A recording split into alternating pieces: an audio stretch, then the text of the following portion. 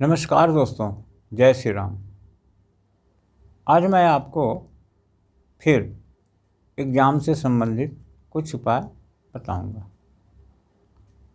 हमने इसके पहले वीडियो बनाए हैं और उसमें हमने 3-4 वीडियो हमने बनाया है।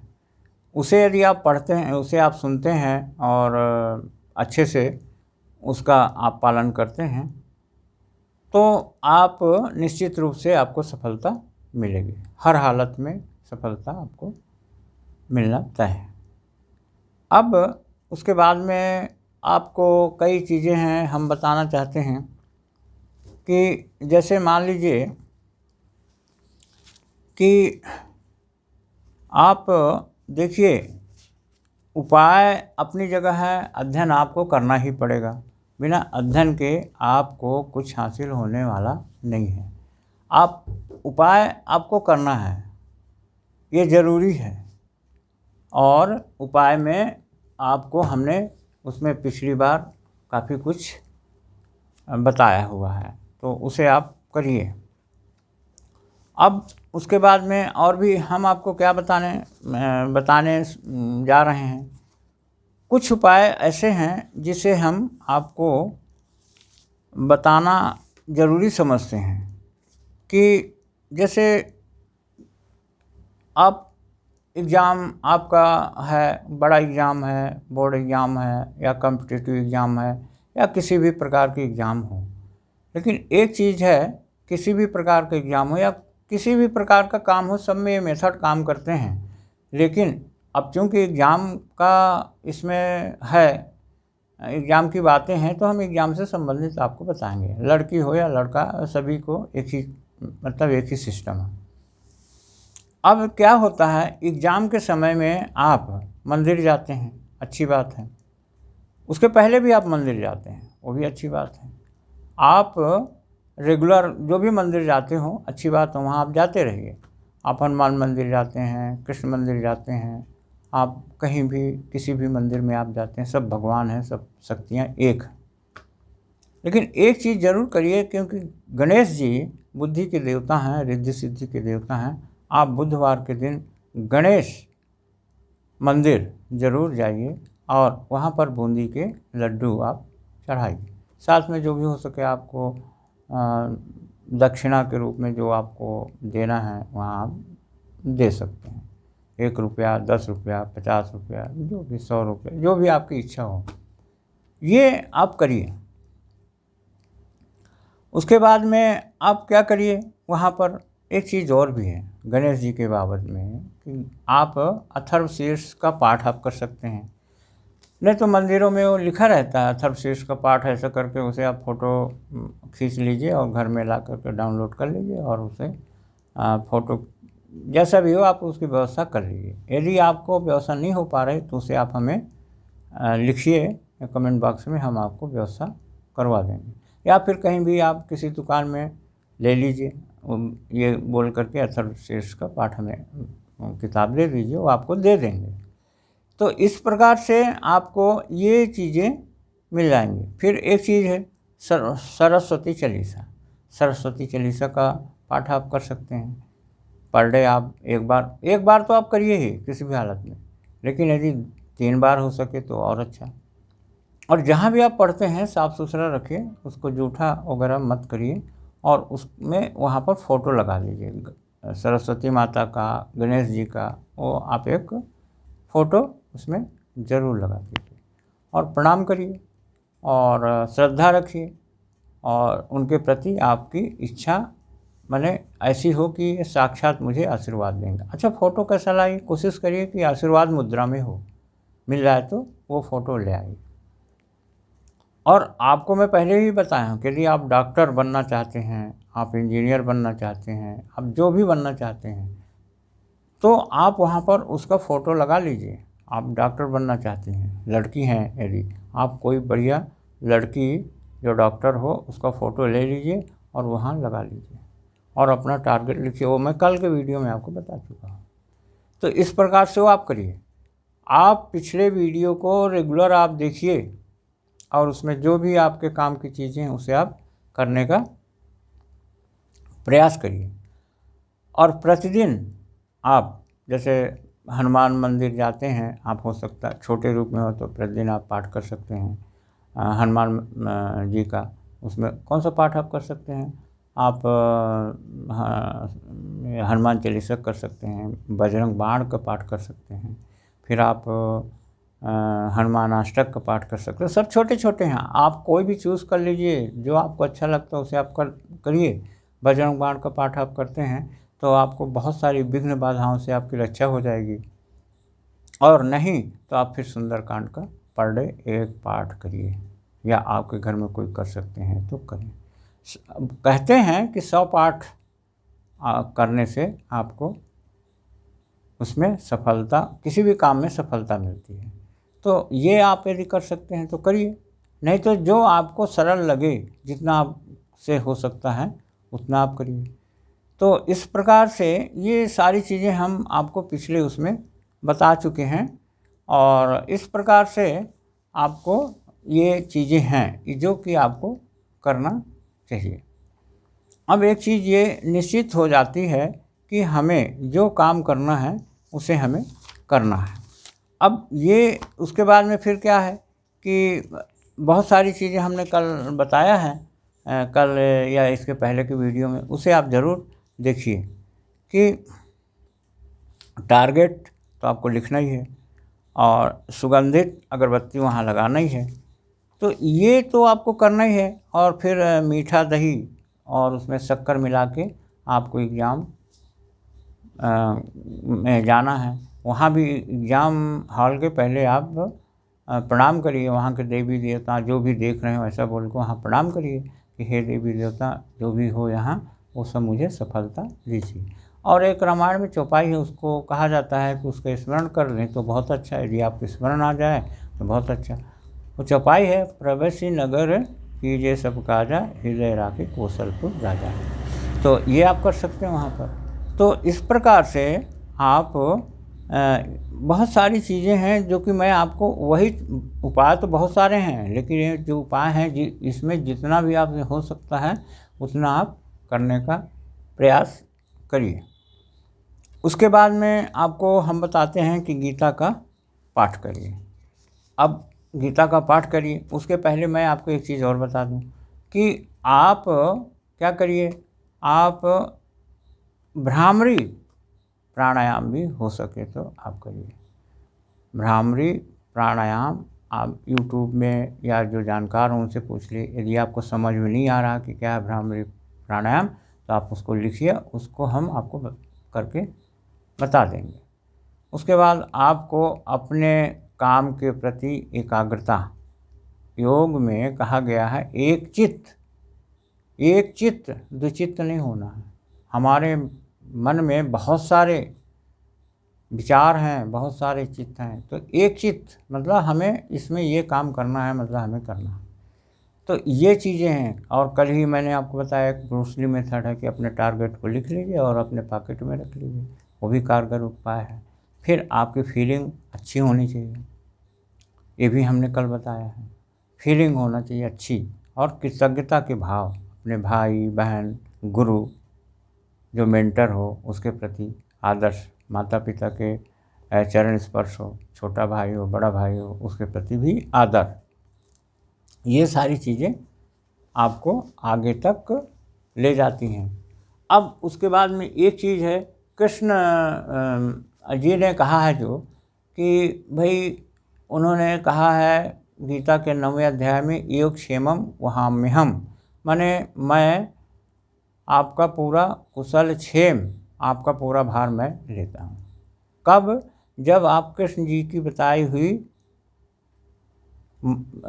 हुई बातों पर आप चलते हैं। अब वो कुछ भी कह रहे हैं और आप कुछ भी करने को एग्री नहीं है तो वो कैसे लेंगे योगक्षेम? तो आप उनकी बातों को, गीता आप पढ़ते हैं 9th चैप्टर में, तो उसमें 22वां श्लोक है, तो योगक्षेमम वहाम्यम उसमें कहते हैं, तो उसे आप देख लीजिए। और 14वें श्लोक में बताते हैं कृष्ण भगवान, वो बहुत ही इम्पोर्टेंट है, उसे मैं आपको पढ़ के उसका अर्थ पढ़ के बता देता हूँ। उसके बाद उसका मैं आपको एक अच्छे ढंग से उसका इंटरप्रिटेशन, उसकी व्याख्या भी थोड़ा कर दूँगा। है तो वीडियो तो लंबा होगा, लेकिन यदि आपने इसे पूरा सुन लिया, लास्ट तक देख लिया, और आप एग्ज़ाम देने जा रहे हैं, या आपका कोई भी एग्ज़ाम हो, टफ हो, कठिन हो, आपको मैं लिखित, अब बार बार क्या कहूँ मैं, आप इसको करके देखिए। तो ये चीज़ है।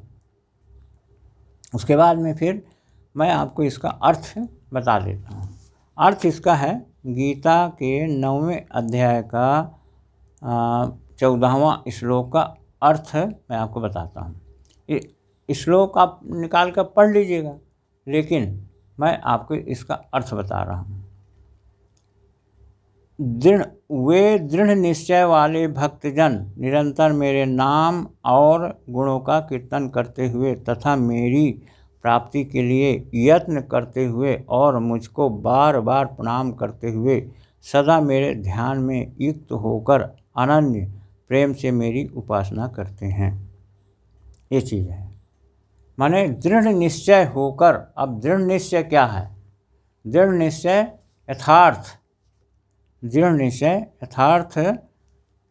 यथार्थ निश्चय, ये आपको कृष्ण जी की गीता में आता है। ये उसका मात्र मैं थोड़ा सा व्याख्या करूँगा, उसे आप समझ लीजिए। माने उसका मतलब ये है कि यथार्थ निश्चय अर्थ, यथार्थ निश्चय का अर्थ क्या है? यथार्थ निश्चय का अर्थ है वह समग्र हो, उसके विपरीत कोई भाव मन में ना हो, तो ही वह निश्चय यथार्थ हो जाएगा, अन्यथा डामाडोल रहेगा। आपने जो प्लान किया है, यदि आपने पूरी तरीके से उसको निश्चित कर लिया है, तो वह आपका निश्चय यथार्थ होगा, इसमें कोई संशय नहीं है। और एक चीज़ और गीता में कहा गया है कि संशय आत्मा विनश्यति। संशय यदि है कहीं, तो फिर उसका नष्ट होना तय है। तो संशय को आप ख़त्म करिए और यथार्थ निश्चय करिए। तो इसमें फिर आगे है पूरा, अन्यथा डामाडोल रहेगा। मतलब आपका निश्चय यथार्थ नहीं होगा तो डामाडोल रहेगा। पूरे मन से लिया गया हो, पूरे प्राणों ने हामी भर दी हो, तो यथार्थ हो जाएगा। जब आपके मन ने पूरी तरीके से उसको एक्सेप्ट कर लिया और आपके प्राणों ने हमें भर दी, तो फिर वो यथार्थ हो जाएगा वो निश्चय। आप कोई भी एग्जाम हो, कोई भी काम हो, उसके प्रति समर्पित होना आवश्यक है, तो वह यथार्थ हो जाएगा। और फिर अगर पूरे प्राणों ने हामी भर दी हो तो यथार्थ हो जाएगा, और अगर पूरे प्राणों ने क्या है, पूरे प्राणों ने हामी ना भरी हो तो निश्चय काल्पनिक होगा। कल्पना में आप करते रहिए, मैं ये बन गया, वो बन गया, कुछ नहीं होने वाला। लेकिन यदि आपने डिसीजन सही लिया है और यथार्थता में आपने लिया है, यथार्थ है आपका निश्चय, तो फिर वो बिल्कुल हो के रहेगा, मन डोलता रहेगा। यथार्थ निश्चय का अर्थ है कि पूरे चित्त से लिया गया हो, पूरा चित्त फुल, और वो डिसीजन आंख बंद करके आप यहाँ पे जब ध्यान लगाएंगे, ये आपका ये पोर्शन आज्ञा चक्र कहलाता है। यहाँ पर आप थोड़ा सा ध्यान लगाइए और फिर डिसीजन लीजिए, आप निश्चित रूप से आप सफल हो जाएंगे। आगे फिर दृढ़ निश्चय का अर्थ है पूरे प्राण इतने आत्मसात हैं कि चाहे हार हो, चाहे जीत हो, चाहे सफलता मिले, चाहे असफलता, अब कुछ भी हो जाए, आपने जो प्लान किया है उसे आपको करना है। निर्णय नहीं बदलेगा, चाहे कुछ भी हो जाए, लेकिन निर्णय में नहीं। पढ़ने का इतना घंटा पढ़ना है, मतलब मुझे पढ़ना है। अब आपने सोच लिया पढ़ना है, लेकिन फिर वही समय आया और डिस्ट्रैक्शन आ गया, बोल देंगे, और फिर नहीं करेंगे। फिर वो निश्चय आपका यथार्थ नहीं होगा, आप कुछ भी करिए। लेकिन आगे सब खो जाए बाहर, लेकिन भीतर खोजने वाला संकल्प नहीं खोएगा, वह जारी रहेगा। सब विपरीत हो जाए, सब प्रतिकूल हो जाए, कोई साथी ना मिले, कोई संगी ना मिले, कोई अनुभव की किरण भी ना मिले, अंधेरा घर घनघोर हो, टूटने कोई आशा ना हो, तब भी निर्णय नहीं बदलेगा। कितना भी नेगेटिविटी आ जाए, कोई कितना भी कहे, अरे यार फालतू कहाँ लगे हो, बड़े बड़े लोग इसमें हैं और आप कहाँ। फिर भी आपके अंदर ये कहना, ये होना चाहिए कि कुछ भी हो जाए लेकिन मुझे अब करना है। दूसरी चीज़, एक कोई वैज्ञानिक है, अब पता नहीं वैज्ञानिक है कि क्या है, लेकिन कोई महान पुरुष हैं, कीर्केगार्ड ने कहा है, जो आशा के विपरीत आशा करके रहे, विपरीत में आशान्वित रहे, वही दृढ़ निश्चय वाला है। कितनी बड़ी बात है कि जो आशा के विपरीत भी रहे, कुछ भी नहीं हो रहा है, आप बहुत कुछ कोशिश कर रहे हो लेकिन हो ही नहीं रहा, लेकिन फिर भी आपकी आशा टूट नहीं रही है और आप बोलते हो कि नहीं मुझे चलना है, जो मैं प्लान किया हो मुझे करना है, मुझे चाहिए तो यही चाहिए। फिर विपरीत में आशान्वित रहे, ये वही दृढ़ निश्चय वाला है। दृढ़ निश्चय का अर्थ है जब सब तरह से आशा टूट जाए, बुद्धि जब कहे कुछ होगा नहीं, अब आगे कोई मार्ग नहीं, अब शक्ति चुक गई, और फिर क्या है, सांस लेने तक की अब हिम्मत नहीं है। सांस लेने तक की जब हिम्मत नहीं है, माने आपका सब कुछ चले गया लेकिन फिर भी आप फिर भी कह रहे हो कि मुझे वही करना है जो मैंने सोच लिया। एक कदम उठ नहीं सकता और मंजिल का अभी भी पता ही नहीं है, तो फिर भी मंजिल का कोसों तक पता नहीं, तब भी भीतर कोई प्राण कहता चला जाए कि मैं हर हालत में वही करूँगा जो मैंने निश्चय कर लिया है। और मैं सोचूंगा कि मंजिल है, मैं सोच रहा हूँ कि मैं मंजिल है और चलूँगा, चलता रहूँगा जब तक कि मुझे लक्ष्य की प्राप्ति नहीं हो जाती है, तब तक मैं चलता रहूँगा। इसका नाम क्या है, संकल्प है। ये संकल्प है। संकल्प ये नहीं है कि आपने सोच लिया और नहीं हुआ छोड़ दिए 2 दिन के बाद, ऐसा नहीं है। संकल्प यही है कि आपको उस संकल्प को निभाना है, तो ये चीज़ है और इसे आपको करना है। तो वीडियो फिर भी काफ़ी लंबा हो गया है, लेकिन इसे आपने यदि पढ़ा और हमारे पिछले वीडियो को भी आपने देखा तो मेरी 101% गारंटी है, आपको पक्की गारंटी है कि आपको हर हालत में एग्ज़ाम पास नहीं, आपकी जो चाहत है वो चीज़ हो जाएगी। जो हमारे ग्रहों का खेल है ज्योतिष में, वो तो है ही, उसे तो कोई बात नहीं है। गुरु के लिए आप पुखराज, टोपाज, कोई भी स्टोन पूछ के आप पहन सकते हैं। सूर्य के लिए आपका सूर्य खराब है, आप माणिक पहन लीजिए। आपका बुध खराब है, आप पन्ना पहन लीजिए। आप सब कर लीजिए, उसका बेनिफिट तो आपको मिलेगा ही मिलेगा, ऐसा नहीं है कि उसका बेनिफिट नहीं मिलेगा। लेकिन इसे जो हमने बताया है उसके साथ में इसे भी करिए, ये यथार्थ है, इसमें कहीं कोई कल्पना नहीं है। और आज समय तो काफ़ी हो गया है, नहीं मैं आपको बताता, ब्रायन ट्रेसी और माइंड पावर मैक्सवेल, क्या है, माल्टेज, उनकी मन की शक्ति, साइको साइबरनेटिक्स, मैक्सवेल माल्टज, ये है। और ब्रायन ट्रेसी की एक बुक है लक्ष्य, और एक बुक है अधिकतम सफलता। ये 3 बुकें हैं, तीनों किताब हैं। इसमें से कुछ चीज़ें मैं आपको बताऊंगा। ब्रायन ट्रेसी में ही एक बहुत अच्छा है, बस उसको मैं बता के वीडियो को एंड करूंगा। उसमें आप अपना टारगेट फिक्स कर लिए, तो फिर यदि सही आपने फिक्स कर लिए तो फिर उसमें आपको ये भी सोचना नहीं है कि टारगेट तो कहाँ है। टारगेट आपको हर हालत में मिलना ही है, तय है, मिल जाएगा। इसमें किसी भी प्रकार का आपको बहुत ज़्यादा सोचने की आवश्यकता नहीं है। ये कहाँ से है, ये उनकी लक्ष्य जो किताब है, इंग्लिश में गोल के नाम से प्रकाशित हुई है, हिंदी में लक्ष्य के नाम से हुई है। और वो 17 पेज में उन्होंने लिखा है, और इसमें उन्होंने लिखा है कि आपका लक्ष्य बिल्कुल स्पष्ट होता है तो आपको तो यह पता करने की भी ज़रूरत नहीं है कि वह कहाँ है, इसे कैसे हासिल करना है, आप ठीक क्या पाना चाहते हैं। बस इतना फैसला भर कर लेने से ही आप बिना किसी गलती के अपने लक्ष्य की ओर बढ़ने लगें, और आपका लक्ष्य बिना किसी गलती के आपकी ओर बढ़ने लगा। बिल्कुल सही समय और जगह पर आप और आपका लक्ष्य एक दूसरे से मिल जाएंगे। इतनी सटीक बात है ये। इसके बाद और उपाय हैं। तो टारगेट आपको फिक्स करना है। सबसे पहली चीज़ कि आपको टारगेट फिक्स करना है, उसे लिखना है। उसे हमने कल परसों बताया है कि टारगेट को आपको फिक्स करना है, लिखना है और मानसिक चित्रण करना है। आपको उसमें क्या तकलीफ़ें हैं ये सब आपको समझ में आना चाहिए, देखना चाहिए। तो वीडियो काफ़ी लंबा हो गया है, इसके बाबत में मैं आपको कल या इसके बाद की वीडियो जो बनाऊंगा उसमें ज़रूर बताऊंगा। और तीनों किताब से कुछ उदाहरण भी दूंगा। और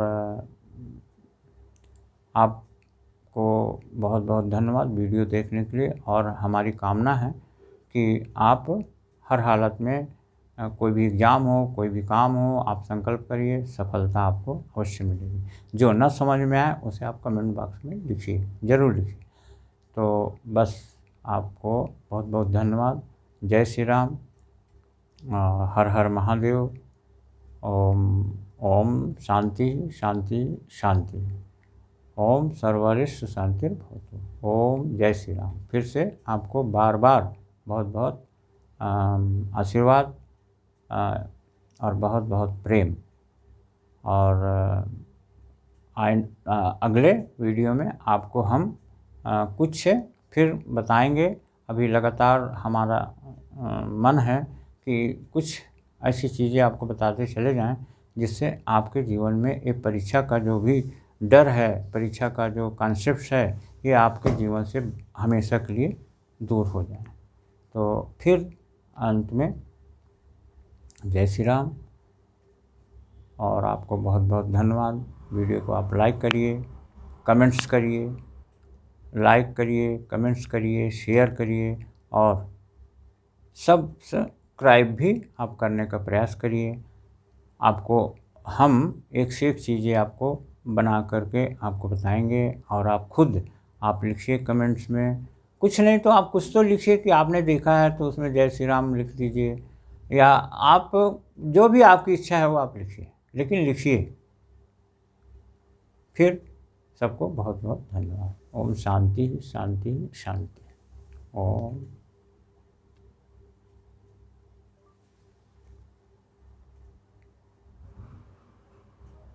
ओम शांति शांति शांति शांति शांति।